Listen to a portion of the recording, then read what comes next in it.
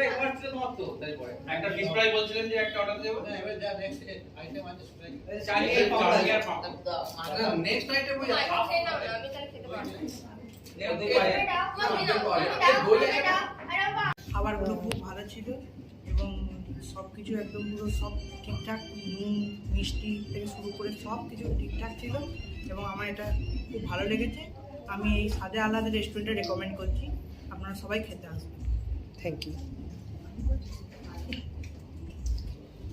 এখানে অনেকদিন থেকে আমরা খুঁজছিলাম যে একটা অথেন্টিক বাঙালি রেস্টুরেন্টে, কিন্তু সেরকম কোনো রেস্টুরেন্ট ছিল না।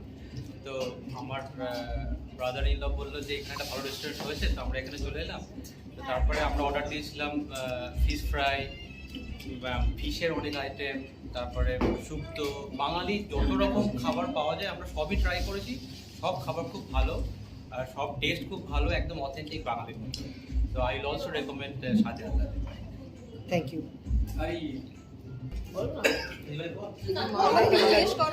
আমার ভীষণ ভালো লেগেছে, কারণ এখানে কোয়ালিটি সব দিক থেকে ভীষণ ভালো। তো আমিও রেকমেন্ড করবো যে আপনারা আসুন এবং সাদা আলাদা একটু ট্রাই করে দেখুন, প্রবাবলি আপনাদেরও ভীষণ ভালো লাগবে। Thank you.